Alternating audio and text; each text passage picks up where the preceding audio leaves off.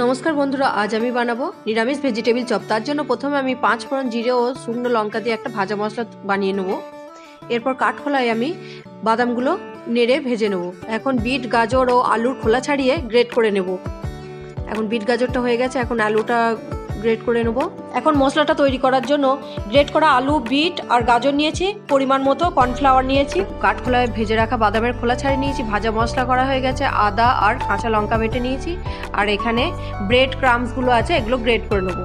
আর bread ক্রাম্বসগুলো great করে নেওয়া হয়ে গেছে। আর এখন মশলাটা বানানোর জন্য কড়াইয়ে তেল, লঙ্কা, 5 ফোড়ন দিয়ে গ্রেট করে রাখা আলু, বিট, গাজর, আদা, কাঁচা লঙ্কা বাটা, পরিমাণ মতো নুন, চিনি, ভেজে রাখা বাদাম, ভাজা মশলা দিয়ে ভালোভাবে নেড়ে নেবো। এখন মশলাটা চপের আকারে পাকিয়ে নেব। এরপর চপগুলো কর্নফ্লাওয়ারের গোলায় চুবিয়ে ব্রেড ক্রাম্বসে ডবল কোট করে নরম আঁচে তেলে ভেজে নিলেই তৈরি নিরামিষ ভেজিটেবিল চপ। ভিডিওটা কেমন লাগলো অবশ্যই কমেন্ট করে জানাবেন। নমস্কার।